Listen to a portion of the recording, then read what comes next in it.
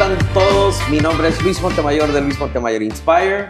El día de hoy tengo el gran privilegio de tener aquí con nosotros, en vivo y en directo, a mi gran amigo Germán. Germán, un placer tenerte aquí en Luis Montemayor Inspire. Gracias por esta invitación. Qué honor estar aquí contigo. Y bueno, como todos ya saben, los que han estado viendo el podcast de Luis Montemayor Inspire, la dinámica es ver la historia de Germán desde su niñez hasta el día de hoy, y que a pesar de que ha habido altas y bajas y un poquito de todo, sigue siendo una persona de mucha inspiración para nuestra comunidad.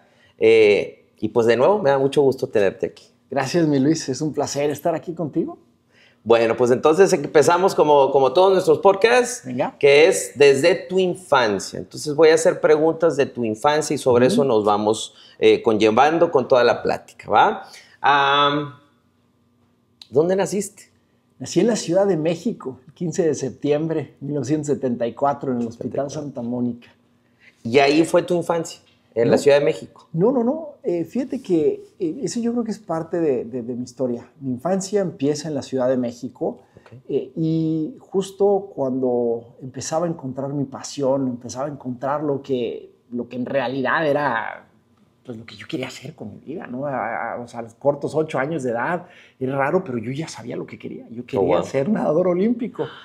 Entonces, mi mamá pues empieza a ver que sí tenía cierto talento. Ya sabes que pasé por el fútbol, y en el fútbol me mandaron de que, su hijo para la selección grande de la escuela no entra, pero ¿qué tal que va para la selección B? Y en la selección B le dijeron a mamá, mire, que tenemos una lista de espera para la selección B de la escuela de fútbol.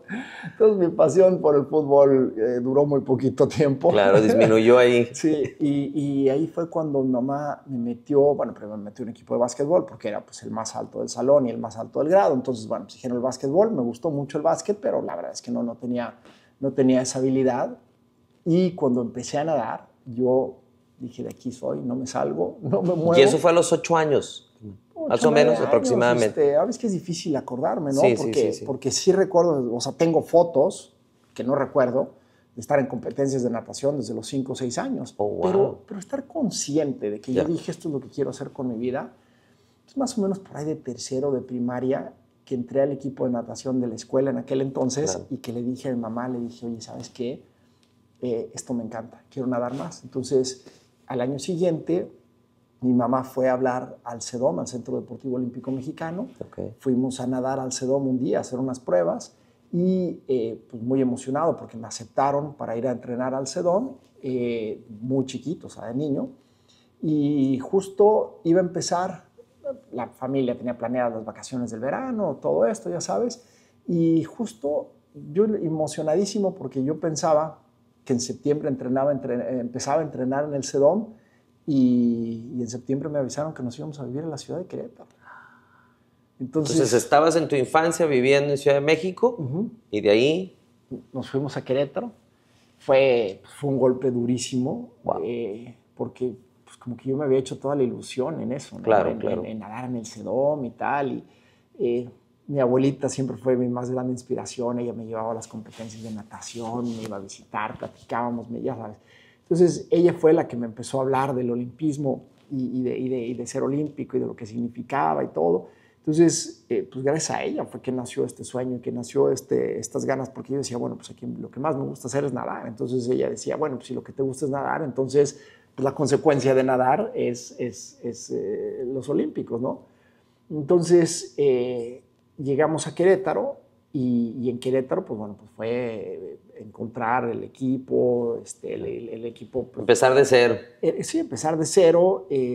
Había un muy buen equipo de natación en Querétaro. Bueno, de hecho, había 2 muy buenos equipos de natación, pero que no, ¿sabes? Que te llevaban a un nivel muy competitivo, muy bueno, pero que de ahí no pasaba. ¿No? Y la razón, pues no por falta de entrenadores ni por falta de atletas, sino por falta de apoyo. Entonces, pues, digamos que tuve una infancia muy feliz, muy feliz. La verdad es que con mis papás, mis abuelos, mis primos, tuve una infancia muy feliz, pero una infancia de de mucho conflicto, ¿no? De estar buscando algo que quieres y de no saber en dónde está, de no saber cómo alcanzarlo, ¿no? Yo sí me acuerdo siempre gente preguntándome qué quieres ser de grande, pues olímpico, y todo el mundo diciendo, no, eso no, escoge otra cosa. Cuando estabas en primaria, en Ciudad de México, antes de irte a Querétaro, ¿hubo algún conflicto en primaria cuando estabas en la escuela que recuerdes? No. ¿Algún momento que digas, este fue el peor momento que yo viví cuando estaba en primaria en Ciudad de México? No, no en la escuela. La verdad es que tuve el privilegio de ir a una escuela pues, muy buena. Sí, hubo un escándalo terrible en la escuela, pero gracias a Dios a mí no me tocó. Estaba en el Instituto Cumbres y cuando yo estaba en el Cumbres fue cuando metieron a la cárcel al Prefecto Rivas y al otro Huicho y al padre Lucatero y a todos estos malandrines que estaban abusando de niños, ¿no? Oh, wow. Pero gracias a Dios a mí no me tocó. O sea, yo estaba como 2 generaciones abajo de quienes estos predadores estaban atacando y a mí me tocó saberlo después, ¿no? Una de las razones, yo creo, por las que mis papás se decidieron ir a Querétaro y salirse de todo ese ambiente. Pero yo no lo supe. ¿Tú no viviste nada de eso? Nada, a mí en realidad mi único evento súper traumático de la infancia, pero súper traumático, es mis papás me llevaban al entrenamiento de natación, clases de natación, como lo quieras llamar, a un lugar que se llamaba Cuarama. Entonces, pues la Cuarama era una escuela privada de natación en la Ciudad de México y ahí había uno de los maestros de natación que, pues ya sabes, ¿no? Si el niño llora, mételo, húndelo más, Wow. ¿sabes? Y este entrenador me aventaba y me hundía y un día que fue muy difícil para mí, o sea, muy, muy, muy traumático porque me hundió mucho tiempo, pensé que me iba a ahogar y después en lugar de sacarme, me sacó, me aventó y volví a caer, ¿no? Entonces fue algo horrible y muchas veces me he preguntado si eso me dejó alguna, no sé, alguna cicatriz y nunca he encontrado, lo pienso seguido, ¿no? Porque dices, platicas con gente de cicatrices de la infancia, de cosas, y yo digo, hombre, ¿será? Y he buscado mucha meditación, mucha introspección y nunca he encontrado algo. Al contrario, ¿sabes qué? Yo siento que eso me dio fuerza, me dio mucha fuerza a decir, sí, esto es lo que yo amo y tú no me lo vas a robar, ¿no? ¿Crees que esa cuestión negativa lo usaste como algo positivo? Yo creo que sí, y te voy a decir por qué. Porque yo nunca he visto a mi mamá enojada, a punto de golpear a alguien. Mamá es una persona de lo más correcto, de lo más tranquila, de lo más... Nunca he visto a mi mamá así de enojada y gritar de esa forma jamás. Entonces, creo que sin haber entendido mucho, pero haber visto eso, me dio una cierta confianza interna, ¿no? Ya. Ok, la parte más feliz de tu infancia ahora. Nos vamos al extremo. Acapulco con los primos, mi abuelita en Tequisquiapan, en la alberca, cortando duraznos en los árboles de durazno ahí en Tequisquiapan. Yo creo que no sabría decirte cuál de las dos, pero entre los veranos en Tequisquiapan con mi abuelita y las vacaciones de Navidad, de Año Nuevo, con los primos en Acapulco, son los momentos más felices de mi vida. Más felices. ¿Has vuelto a este lugar? A ninguno de los dos. Traté de regresar un poquitín a Tequisquiapan cuando me casé con Lucy, mi esposa. Ajá. A ver si encontrábamos, porque pues, yo le decía a ella, estos fueron los momentos más felices de toda mi vida, de toda mi infancia, ¿no? O sea, todavía la fecha. Y tratamos sí, se te ve en la cara. Okay. Sí, ¿no? Y tratamos de buscar. En algún momento yo dije, voy a comprar esa casita, una casita pequeña, que era una casa de campo para ellos. Dije, voy a comprar esa casa. Pero no, al parecer la casa ya no existía, como que habían hecho un conjuntito así de casitas, entonces ya no tuvo el efecto que pensé que iba a tener. Claro. Y Acapulco, pues tampoco, la verdad es que sí regresé un día, una tía que pues la verdad es que yo adoraba, porque ya falleció, y bueno, sus hijos, que son también grandes amigos, heredaron la casa que era de mi abuelo, en la que íbamos de vacaciones. Okay. Y regresé a la casa con mis primos y el mismo sentimiento digo, ellos la arreglaron, la dejaron preciosa la casa. La verdad es que la casa era ya muy vieja de mi abuelo. Y el mismo sentimiento de decir, wow, aquí este soy yo, ¿no? Este soy yo, aquí me hice yo. Claro. Eso nos lleva ahora, cuando estabas en Querétaro, ¿ahí sí llegaste hasta secundaria prepa o te mudas otra vez de Querétaro a otro lugar? Llegué secundaria prepa y yo creo que, bueno, a ver, antes de eso, una parte de mi vida que yo no conozco. Ok. Cuando nací, mis papás se fueron a vivir a San Miguel de Allende. Okay. Vivieron en San Miguel de Allende hasta que tuve 5 años. A los 5 años se fueron a vivir a la Ciudad de México y después a la Ciudad de Querétaro. Entonces, yo no recuerdo nada de San Miguel de Allende. No, recuerdo que papá tenía una perra y tuvo perritos. Y, ¿sabes? O sea, un día que nevó en San Miguel de Allende lo recuerdo perfectamente bien. ¿Por qué me acuerdo del día que nevó en San Miguel de Allende? No me preguntes. O sea, yo creo que estaba como ya medio predestinado a lo que tenía que ser, ¿no? Claro. Porque también de los mejores recuerdos que tengo es el único día, creo que en la historia, que he nevado en Tequisquiapan. Estaba con mi abuelita, lo recuerdo perfectamente bien. Y bueno, pues saliendo de prepa, empecé a estudiar en el TEC de Monterrey y fui un día a un congreso al TEC de Monterrey, al campus Monterrey. Y estando ahí dije, ¿qué estoy haciendo en Querétaro? Sí, yo tenía como esta imagen de lo que era la universidad, de muchísima gente, de muchísimas cosas pasando, opciones, ya sabes. Claro. Y el campus Querétaro, pues estaba chiquito. La verdad, hoy en día es una escuela fabulosa, el TEC de Monterrey, Campus Querétaro, pero te estoy hablando hace 30 años, ¿no? O sea, estaban, muchas de las aulas estaban en construcción apenas, ¿no? Y entonces yo llegué a Monterrey y eso dije, no, o sea, cuando a mí me vendieron la idea de ir a la universidad, me vendieron esto, no aquello. Claro. Entonces regresé y le dije a mi papá, me voy a Monterrey. Me voy a Monterrey a estudiar, a terminar la carrera.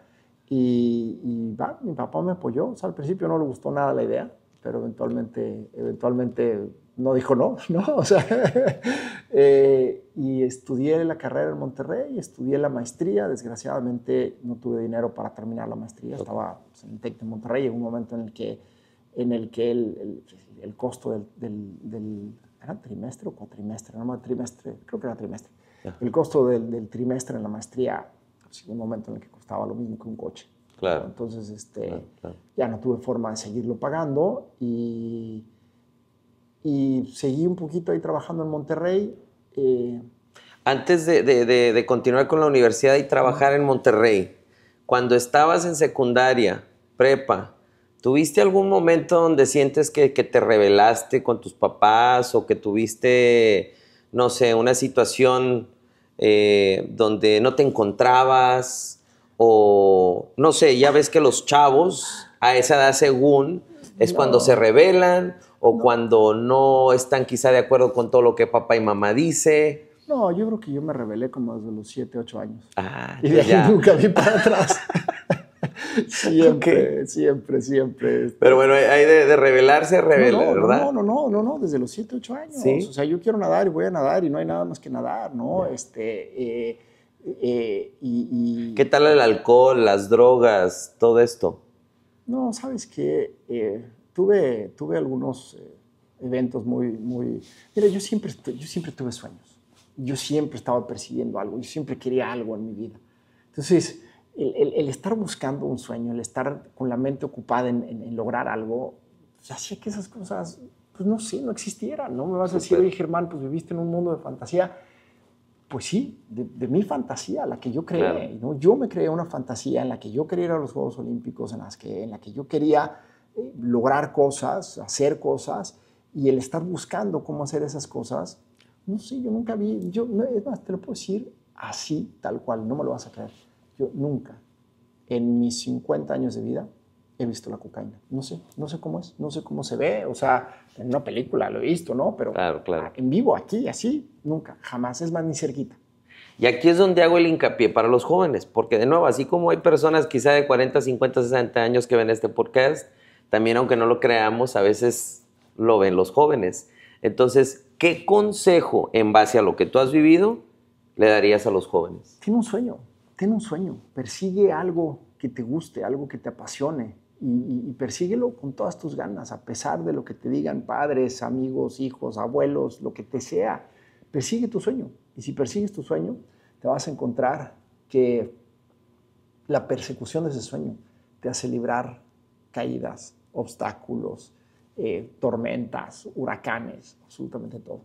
Perfecto, muy bien. De ahí, ahora sí, prepa, igualmente, imagino, seguías enfocado.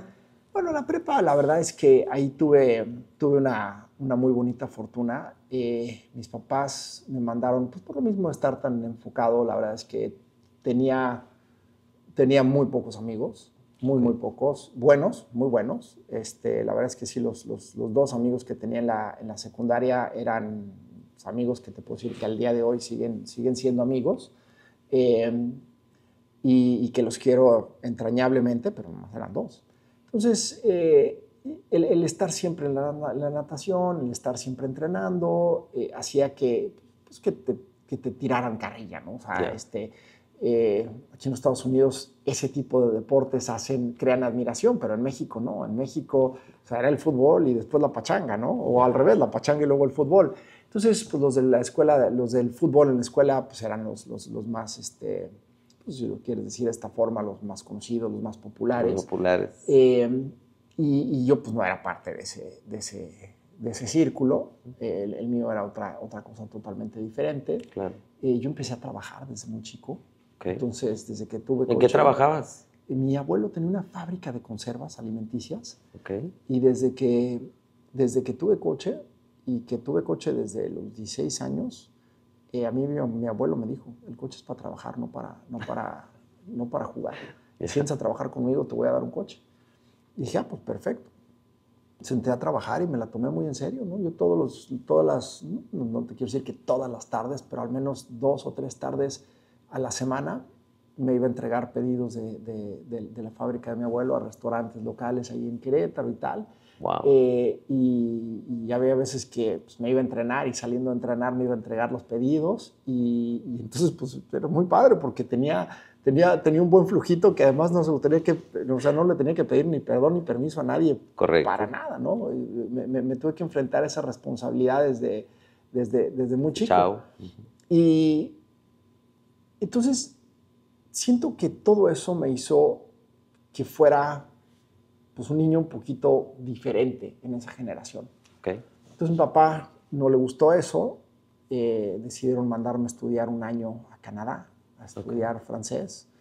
Me fui a Quebec y cuando regresé, te digo que fue una bendición porque regresé un año atrás, mi papá no quiso que revalide, o sea, yo quería revalidar, yo quería trabajar, yo quería, ya sabes, yo ya quería irme a la universidad, yo quería entrenar en la universidad. Querías tragar el mundo, como dicen. Sí. Y mi papá y mi mamá hicieron todo lo posible para que yo no pudiera nunca revalidar las materias, porque pues ellos pues como padres se preocupaban, decir, oye, pues este güey, ¿por qué no tiene amigos, no? O sea, ¿qué está pasando, no? Pero sí tenía amigos porque con mis primos me llevaba muy bien, y los dos que te digo que me llevaba mucho. De hecho, eran tres amigos. 2 constantes y uno que iba y venía.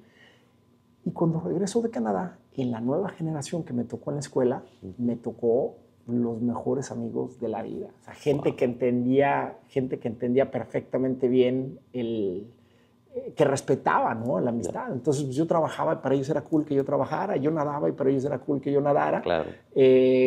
No era tan cool, aparte de Querétaro, es una ciudad, una sociedad que ha tenido siempre un problema muy fuerte con el consumo de alcohol. Hombre, si me están escuchando queretanos van a decir, ¿cuál problema, güey? Esto está todo normal. No, pero yo sí siempre pensé que cuando yo fui chavo me tocó muchos casos de gente que conocías o que se mataba en un accidente automovilístico por estar pues bajo el influjo del alcohol, ¿no? Entonces, yo eso siempre fue algo que me quedó muy claro, que dije, esto no quiero para mí. Claro. Entonces, pues salía con los amigos, nos juntábamos los jueves a jugar póker y así. Entonces el Claro. jueves yo ni entrenaba ni trabajaba. O sea, siempre solamente todo trabajaba. bien sano. Todo bien sano, bien sano. Y eran los sueños. Y cuando en Querétaro un poquito empezó a modificarse el sueño de la natación, porque pues, el equipo se destruyó en el que estaba. Entonces, pues de repente irte a la competencia, pues no era tan fácil. Sí me fui, ¿no? Ir a la alberca al Seguro Social, pero... y amaba ir al Seguro Social y los amigos que hice en el Seguro Social y los entrenadores, el Poli, el Banano, era mi sueño, ¿no? Entrenar en un equipo así, pero ciertamente pues me empezaba a dar cuenta que ya no iba a llegar, ¿no? Okay, o sea, los años que debí de haber tenido formativos en un equipo que tuviera ese enfoque de llevarte a los Juegos Olímpicos, pues se habían perdido. Yeah. Entonces, el sueño empezó a cambiar, ¿no?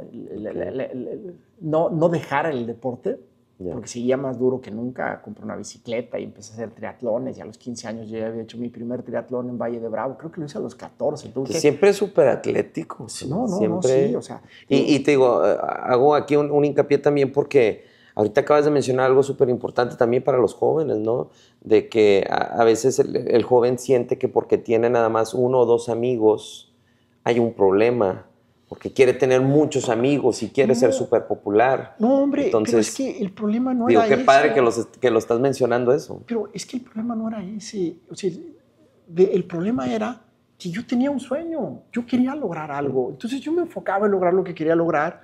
Y la Pero verdad nunca es que, sentiste que te afectó, o sea, que quizá mira, tus papás te dijeran, oye, pero es que no tienes amigos. ¿por qué no tienes más amigos? Sí, pero te voy a decir una cosa. Mis amigos eran todo lo que yo necesitaba. Claro. ¿No? O sea, un amigo... Pero como a veces a los papás no entendemos eso, ¿no? O sí. de que a lo mejor aquí hay un problema con Germán, entonces... Sí, ¿verdad? Y te digo, de esos 2 amigos, uno soy un arquitecto muy exitoso, Marco Antonio Velázquez. Marco, pues, un hermano, nos decíamos primos, porque éramos como primos, éramos como hermanos, ¿no? Sí. Y el otro que era un chavo que le encantaba la charrería y era bravísimo para la copa, entonces a mis papás les molestaba mucho esa parte de la tomadera. Yeah. Pero lo que nunca entendieron es que él se llama Javier Marina, un abogado también exitosísimo, que la bobina, como le decíamos, es el ser más respetuoso de la tierra. Claro. A mí nunca, la bobina jamás me dijo, él se podía tomar 2 botellas de tequila al hilo a los 16 años de edad. Oh, wow. Y él nunca te decía toma. No, o sea, él se las tomaba, pero no te decía toma. Pero él sí se paraba a las 5 de la mañana a andar en bici conmigo. Porque nos encantaba la bicicleta, la bici de montaña, y los 2 ya teníamos coche porque nos dieron mucha confianza a nuestros padres desde chicos, ¿no? A mí con el pretexto de trabajar y también a él con el pretexto de ir a amansar una yegua que tenía su papá y a cuidarla.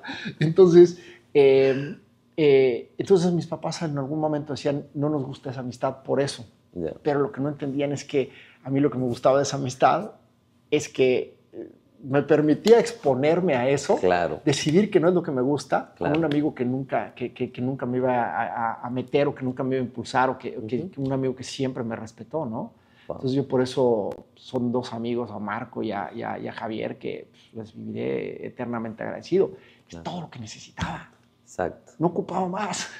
Sí, eso era lo que te hacía feliz a ti. Sí, ¿no? sí. Yo creo que a veces nos enfocamos mucho o podemos caer, ¿no? En eso, donde es que yo creo que para Germán esto no es lo correcto. A ver, el que crees eso soy yo, ¿verdad? No Germán, pero si Germán siente que está bien, pues entonces deja a Germán ser Germán. Pero si Germán pues va bien, o sea, le está echando ganas, exacto, va avanzando, ¿no? Sí, el problema es que en ese momento pues no tenía muy buenas calificaciones, tampoco tenía fatales calificaciones, claro. No tenía muy buenas calificaciones porque pues, tampoco me interesaba mayormente, ¿no? Claro. O sea, yo vendía mis cajitas de conservas alimenticias, de chiles, de espárragos, de alcachofas, y a lo mejor me pasaba 4 o 5 horas trabajando y el dinero que ganaba, pues me suena muy feo decirlo de esta forma, pero no lo ganaba ninguno de mis maestros.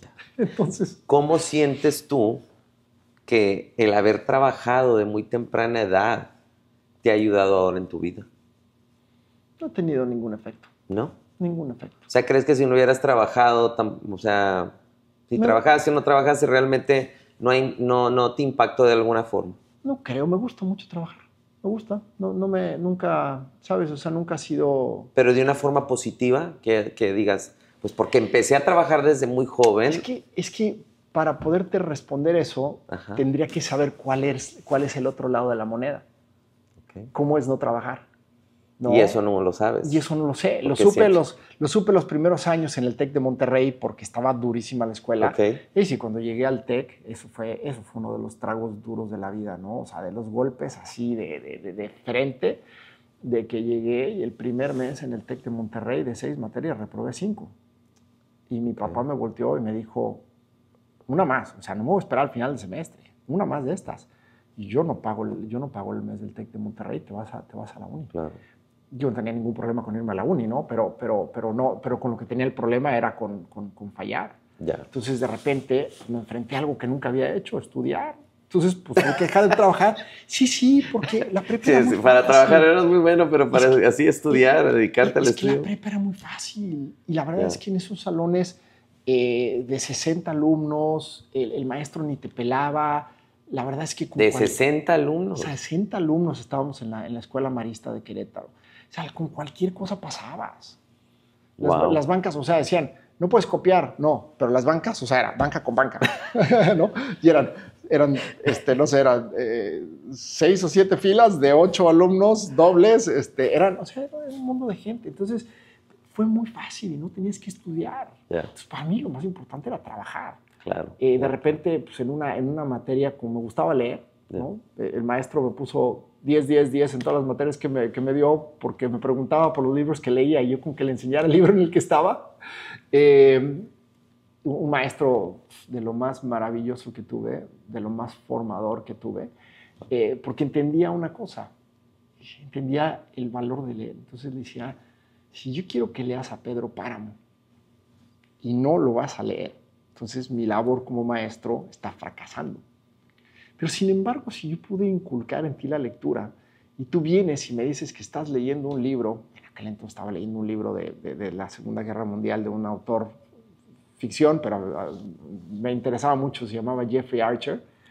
Se vio el libro de Jeffrey Archer, me lo pidió un fin de semana, me imagino que lo habrá leído en un fin de semana porque era un genio el señor, un sacerdote, y al lunes me regresó el libro y me dijo, síguelo leyendo, nada más que los exámenes, todos los reportes del examen tienen que ser del libro.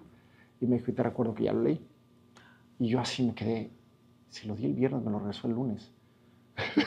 ¿Cómo? Y después él me regalaba libros que me sugería. Y me decía lo mismo, te recuerdo que ya lo leí, pero yo empezaba a leer el libro y este señor genio me recomendaba libros que tenían el mismo tema histórico, novela, Segunda Guerra, cosas así.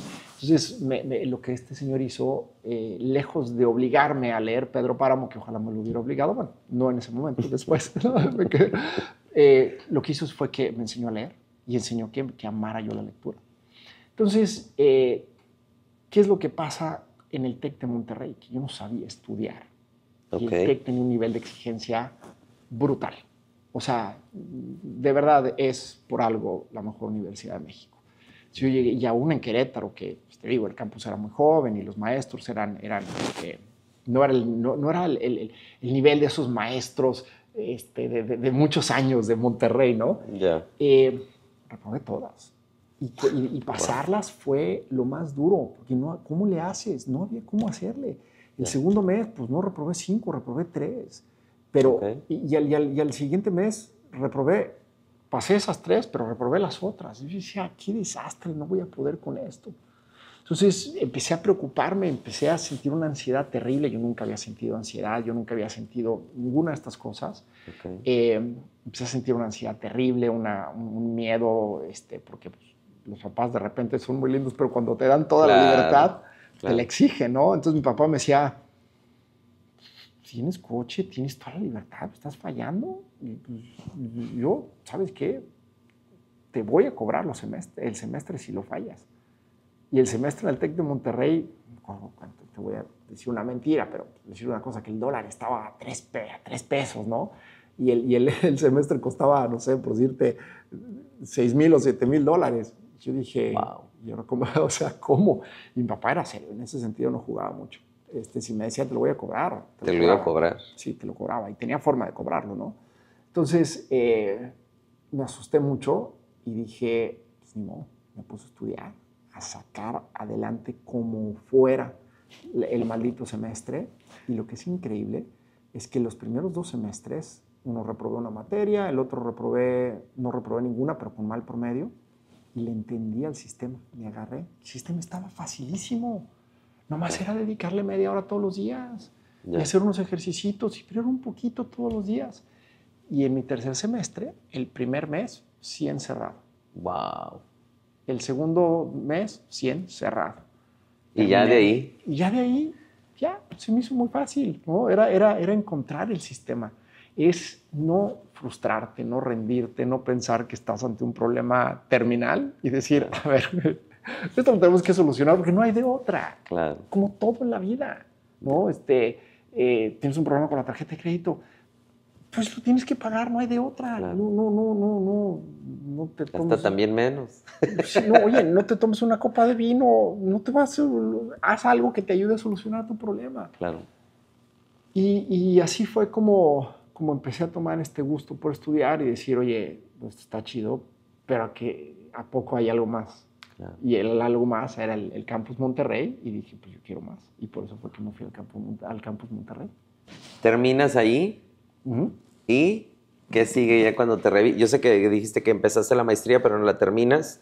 ¿Qué sigue después de eso? ¿Te vas a trabajar a algún lugar? ¿A ver, una empresa? Mira, lo que sigue después de eso es uno de los temas más importantes que tenemos que platicar con los padres hoy en día. Okay. Ponemos demasiada presión en lo que esperamos de nuestros hijos y se los hacemos saber. No solamente se los hacemos saber, los hacemos partícipes de esa presión y de esa expectativa que tenemos. Claro. Una expectativa que no sirve para nada. Una expectativa que destruye. La expectativa es que yo cumpliera y entrara al negocio familiar y ayudara. Estudié contador público. Pero eso esperaban de ti. Y eso esperaban de mí. Yeah. Y llamé a estudiar contador público porque yo le echo ganas a lo que me pongas y todo me gusta. Claro. Pero cuando tuve que ser contador público es lo que más odié en la vida. Entré a trabajar a Pricewaterhouse, uno de los Big Five, de los despachos de contaduría más grandes del mundo. Wow. Disfruté mi estancia en Pricewaterhouse. Le eché todas las ganas. Creo que duré 2 años en Price, 1 año y medio, una cosa así. O sea, sí duré bastante, 2 años. Y llegó un momento en el que dije, odio mi vida. Wow. O sea, esto es que no, odiar no empieza a describir lo que siento, ¿no? Me acuerdo que un día me mandan empezábamos en las computadoras que empezaban a mandar los memes, ¿no? Claro. Y entonces era una caricatura que un cepillo de dientes decía, oh Dios, tengo el peor trabajo del mundo. Sí. Y al lado estaba el papel de baño y le decía... Tenemos que hablar. Peor el mío. Tenemos que hablar. Y me acuerdo que yo en ese papel de baño puse CP. O sea, iba a poner PW, ¿no? Pero puse nada más CP, contador público. Yeah. No puede ser posible. Este es el peor trabajo del mundo. Porque a mí me gustaba ver al futuro. A mí me gustaba soñar. Yeah. Y como contador, lo único que haces es ver al pasado. Claro. Yo decía, yo necesito un trabajo, algo que me haga ver al futuro. Ahí fue cuando decidí estudiar la maestría en finanzas en el TEC de Monterrey. Fui de la generación que inauguró la EGADE. Oh, wow.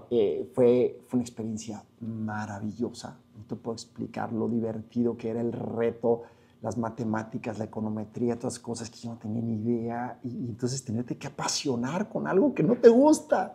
Yeah. Y fue la primera vez que entendí que lo que te gusta no te gusta. Y lo que no te gusta tampoco no te gusta ni te gusta. Okay. Es en lo que trabajas. La motivación. Okay. Todo el mundo piensa que te inspiras. Entonces dices, oh, quiero correr un maratón. Sentí la inspiración divina. Entonces me pongo a correr. Y entonces me siento motivado. Pero, no, claro que no. Y empiezas a correr. No, claro que no. Eso es una mentira. Dices, quiero correr un maratón. Te inspiras. Te motivas a empezar a correr y cuando te das cuenta de lo duro que es, lo dejas, no sigues. La motivación es, empiezas a hacer algo. De estarlo haciendo, te inspiras a decir, pues, ¿cómo lo puedo hacer para seguir haciendo esto? Para hacerlo mejor. Claro. Y eso te motiva a hacerlo mejor. Claro. O sea, la motivación es acción. Entonces, ahí descubrí una de las lecciones más valiosas de toda mi vida, que todo lo aprendes y lo puedes aprender a amar. Ok. Me empezaron a gustar las matemáticas. Y dije, bueno, ¿qué clase de loco le gustan las matemáticas? Pues a mí me empezaron a gustar. Y era un maestro, un doctor en economía, Alejandro, no me acuerdo cómo se apellida, pero un genio de genios. Tuvimos 2 materias seguidas con él y yo soñaba. Fue algo maravilloso. Me gustó muchísimo y de repente un día, pues tú sabes, la vida va y viene, ¿no? Un día me habló mi papá, me dijo, ¿y sabes qué?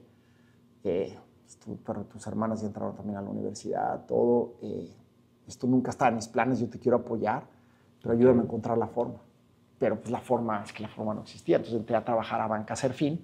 En Banca Serfín me empezaron a pagar la maestría. Dije, pues ya la hice. Amaba mi trabajo en Banca Serfín, era divertido. Ahora sí veíamos al futuro, veíamos la proyección de empresas, de negocios, de cosas que podíamos construir, prestarles dinero, ya sabes. Y Santander compra Banca Serfín, se eliminan las becas, se elimina absolutamente todo y entonces pues ya me salí de la maestría y dije, no, tengo que encontrar la forma. Me fui a Vitro, a hablar a Vitro, a conseguir un trabajo en Vitro porque ellos seguían pagando las maestrías. Pero pues el proceso de contratación, tú sabes, ¿no? Claro. O sea, no es como que entras mañana, ¿no? Y entras y es como que empiezas a aplicar, a ver para el y entonces pues, en el tiempo que pasó eso, ya habían pasado 3 trimestres. Ok. Y bueno, llegaron otras oportunidades y por eso ya no pude terminar la maestría. Ahorita mencionaste tu esposa. ¿Te casaste en ese transcurso? Sí, justo ahí. Justo ahí, en ese transcurso de la maestría, vino un momento muy importante en mi vida, que fue darme cuenta que trabajar para alguien más es tirar tu tiempo a la basura. Así lo llegaste a sentir y lo sientes. Para mí, para Germán, esto no es un consejo para nadie, ¿eh? O sea, el que le quede el saco, que se lo ponga y por favor, no crean que este saco es para todos. Claro. Yo me di cuenta, un día, iba saliendo del banco, llevamos 3 días, estaba trabajando en el Bank Boston, uno de los bancos de inversión elite del mundo, que después lo absorbió Bank of America, pero en su momento, estoy hablando de una empresa, llevamos 3 días de all-nighters, haciendo una sindicación, unos bonos de Pemex, una cosa complicadísima, muy, muy, muy bonita, que además se nos juntó con otro de América Móvil. Okay. Y estuvimos 3 días durmiendo en el banco. Wow. El tercer día, o sea, 3 días quiere decir 2 días de dormir, Sí, sales al tercer día, ¿no? El tercer día salí, los ojos así chiquitos, no podía o sea, sentía fatal. Abro el quemacocos del coche, volteo a ver el sol y dije, qué hermoso está el sol. No, nunca había visto un sol tan bonito. En la pinche Ciudad de México. Imagínate, ¿no? Entonces, frené el coche, riesgo que me lo fueran a quitar, porque en México, en aquel entonces en especial, no te frenabas en ningún lugar. Yeah. Y dije, ¿por qué? Tuve ese pensamiento. Sí, el sol es hermoso. ¿Por qué tuve ese pensamiento?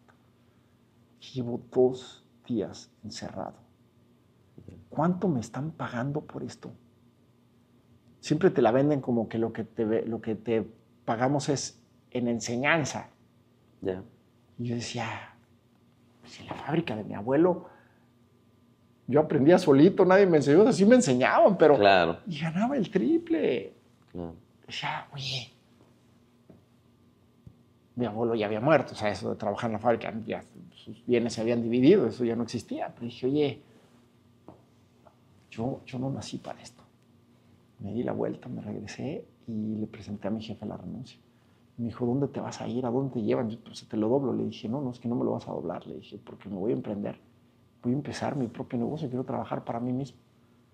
Se me quedó viendo y me dijo, ojalá hubiera tenido yo los pantalones lo suficientes, como dice, para tomar esa decisión cuando pude a tu edad. Wow. Se paró, me dio un abrazo, el gringo más agrio que has conocido en toda tu vida. Ya sabes, llevaba 40 años de ser credit officer en uno de los bancos de inversión más importantes del mundo. Él era esto, está ahí y no se mueve. Y si se mueve, ¿cuánto cuesta moverlo? O sea, él era un análisis, un genio, pero una persona nunca sonreía, siempre estaba de malas. Todo contestaba con un regaño, ¿no? Con una Mr. Grumpy, ¿no? Sí. Pero bueno, al final de cuentas, un buen ser humano. Claro. Y me dio esa gran lección de vida, ¿no? Que se paró y me dio un abrazo. Me dijo, ojalá yo hubiera tenido el valor para hacer lo que estás haciendo. Wow. Me dijo, y desde ahorita te digo, tú vas a tener todo el éxito. Entonces me salí y le dije a mi papá, me voy mañana al rancho. Papá había heredado un rancho ganadero en Tamaulipas y el rancho estaba destrozado. O sea, el encargado que había heredado mi papá también, pues él pensaba que era una persona de confianza y la verdad es que era una persona que lo estaba saqueando. O sea, había dejado a mi papá sin nada, mi papá ya no tenía nada, por eso fue que no me pudo seguir pagando la maestría, porque este tipo saqueaba todo. O sea, el rancho no tenía ingresos, tenía todos los egresos del mundo y cuando llego, pues sí, tenía los egresos, este tipo vendía lo que se le antojaba. O sea, el rancho lo manejaba como si fuera suyo. Claro. Los reportes no eran reportes. Él escribía, le decía a la contadora, secretaria del rancho, que escribiera lo que él le decía que escribiera para mandárselo a mi papá.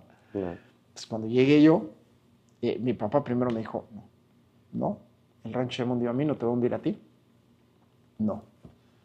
Y le dije, ¿cómo te explico que no te vine a preguntar? Te vine a avisar. Desde los 8 años así he sido, ¿eh? O sea, yo no pregunto, yo aviso y aviso. Bueno, ahora si tienes suerte te aviso, la verdad es que si no. Claro. Y entonces acordamos una cosa, me dijo, primero cásate y si tu esposa se quiere ir, estoy de acuerdo que te vayas. Me casaba a los 2 o 3 meses, le dije a Lucy que onda nos vamos y Lucy me dijo, venga, va. Entonces nos fuimos y le dimos, en 8 años, nos tomó 8 años. O sea, a la gente que te diga que... Dices como 8 años como si no es nada, pero 8 años... No es nada, no es nada, es que te lo juro, esta es la cosa. Si tú quieres tener éxito, claro. En lo que sea, sí. Si no le dedicas de perdida 5, ¿cómo vas a saber? Claro, totalmente de acuerdo con eso. Entonces, en 8 años le dimos la vuelta, lo llevamos de 100 vacas moribundas a 700 vientres jóvenes pariendo, 30 toros de registro, de altísimo registro, porque ya estamos comprando sangre de primera, y en eso pues empieza la guerra. La guerra, que le llaman la guerra de Calderón, si supieran la gente cuando dice eso, no tienen ni idea de lo que están hablando. Empezó todo eso y bueno, pues ya te imaginarás, ¿no? A nosotros nos tocó sufrir todo ese proceso. Nos metieron al rancho, tuvimos que salir huyendo y así fue como terminé aquí. Aquí en Estados Unidos. Sí,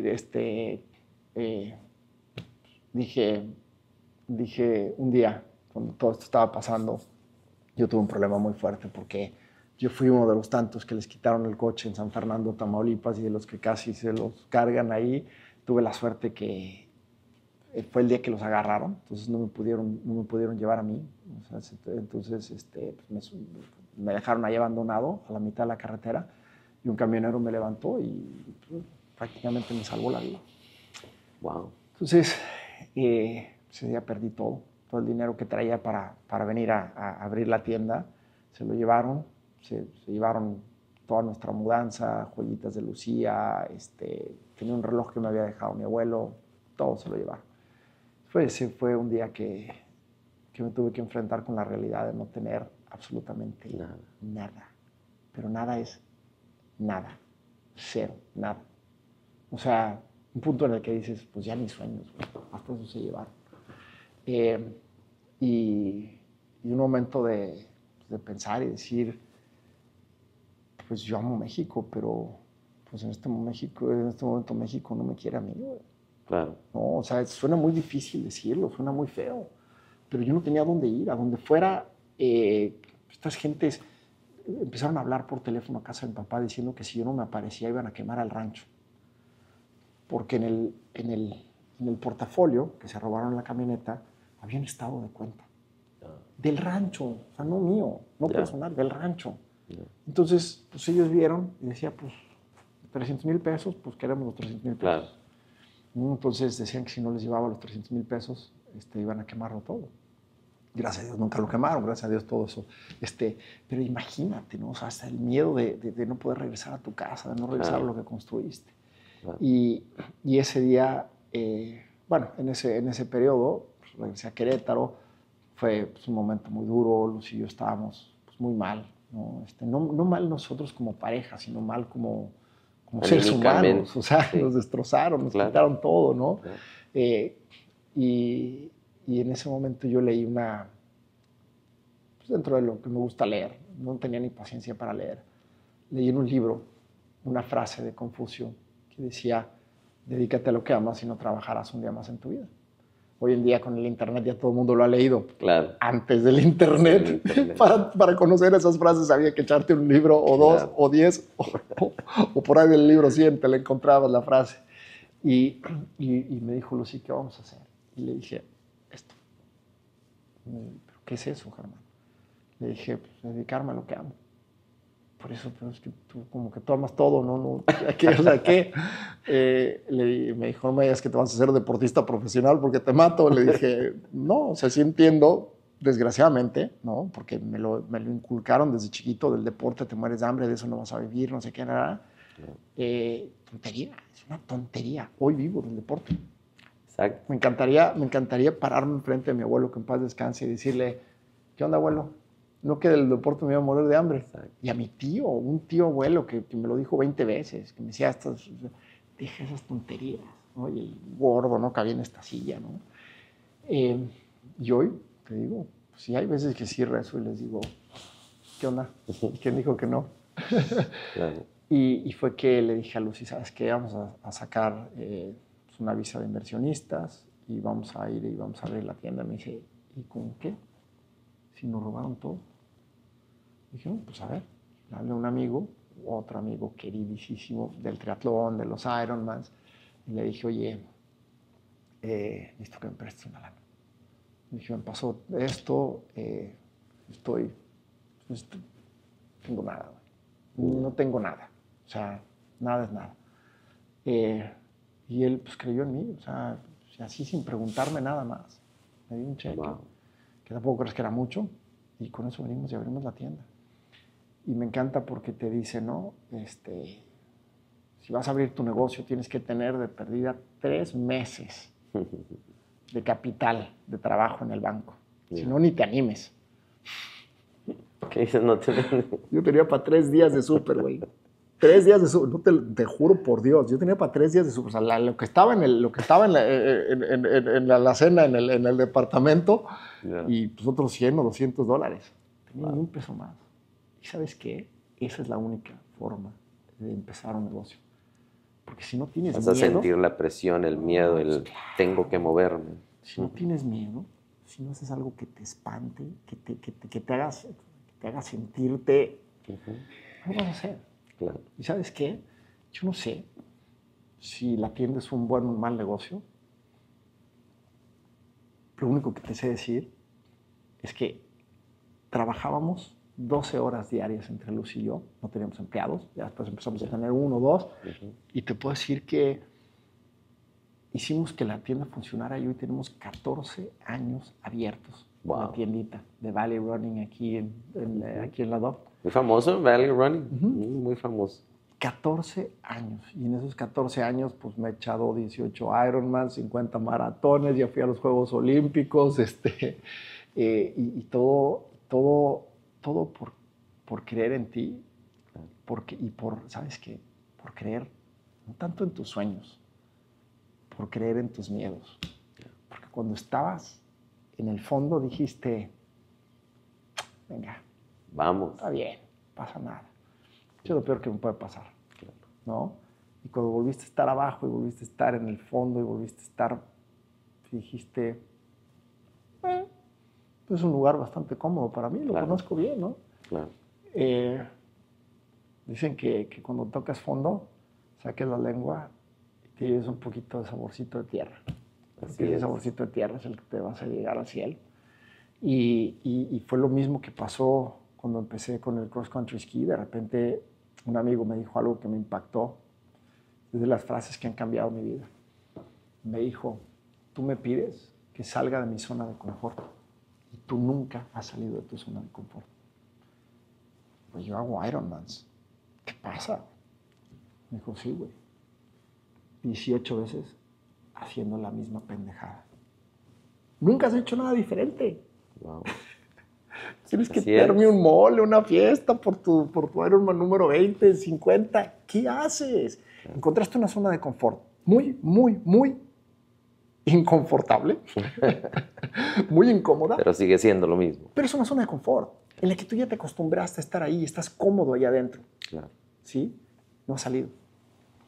Y ahí fue cuando dije, este es el reto de mi vida. Te voy a mostrar que voy a salir. Y empecé a esquiar. Empecé con el reto de llegar a los Juegos Olímpicos, más con el reto de darle un significado a mi vida, ¿no? De decir, sí, cierto, yo no soy el que se queda sentado, yo no soy el que se queda parado con la misma meta, con el mismo sueño toda la vida. Claro. Y otra vez, sacar la lengua, nada más que esta vez no era tierra, esta vez no era la tierra del rancho, era la nievecita de Michigan, Ya. Un poquito fría. Durmiendo en una cochera de mi coach que me prestó, porque no me alcanzaba ni para el hotel. Y de repente decía yo, ¿qué necesidad tengo de estar haciendo esto? Claro. Pues tengo mi casa, tengo mis hijos, tengo un negocio. Y a ver, el negocio pues nos va bien, pero pues tienes triates. Estás pagando todavía los gastos del hospital. O sea, a ti Diosito no te dice, oye, ¿quieres triates? ¿No? Claro. Oye, ¿quieres comprar un Chevy o un Ferrari? Y dices, bueno, pues si quiero comprar el Ferrari, tengo que dar los pagos del Ferrari, ¿no? Claro, claro. ¿Okay? Y si quiero comprar el Chevy, pues los pagos del Chevy. Tener triates te cuesta lo de un LaFerrari. Yeah. No de uno chiquito, lo de un LaFerrari. Claro. Y hay que pagar.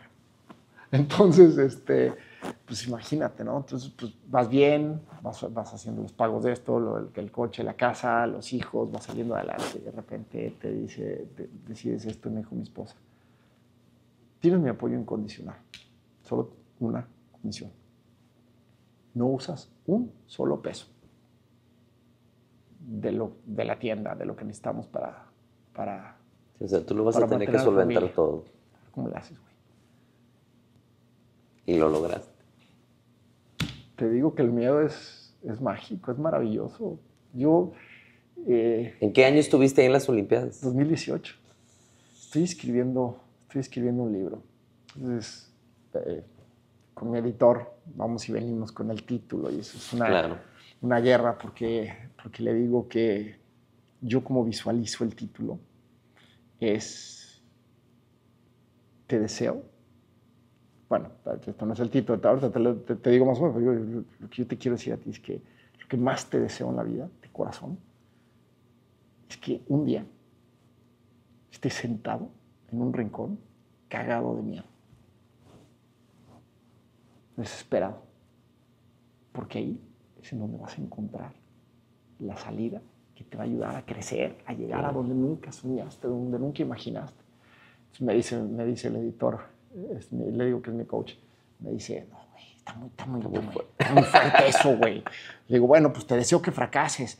Sí, güey, pero es que al que nunca ha fracasado se le va a hacer bonito, pero el que está fracasando se le va a hacer muy fuerte. Dice, ¿no tienes como a ti nadie te puso como un switch de término medio? O sea, o eres un hielo o eres un volcán en erupción, güey. Tenemos que encontrar como el término medio, ¿no? Pero sí, para mí ese es la verdad es que la felicidad en la vida está en la lucha, está en los fregadazos de todos los días. Pues Germán, el tiempo se nos ha agotado. Fue un placer tenerte aquí en Luis Montemayor Inspire. El gusto es mío, El Luis. podcast está muy, muy bueno. Creo que la gente se lleva cosas muy positivas, mucho aprendizaje sobre todo. Y de nuevo te agradezco que pues estés compartiendo este tiempo, porque yo siento que el tiempo es una de las cosas que más debemos de valorar. Entonces, pues, para mí es bien importante y muy agradecido con Dios y contigo que puedas estar aquí con nosotros. Gracias, mi Luis. Muchísimas gracias. Una frase que nos llevemos de este episodio. Vas tú primero. Una frase es salirte de tu zona de confort. ¿Cómo? Fracasando, yéndote hasta lo más al fondo para que eso te haga que explotes y trates de realmente obtener cosas que jamás imaginabas que podías lograr. Abraza tu miedo. Abraza tú. Hazte su mejor amigo. Y dale con todo. Luis. Muchas gracias, Germán. Gracias a ti. Qué placer. Igualmente. Nos vemos hasta la próxima. Muchas gracias a todos.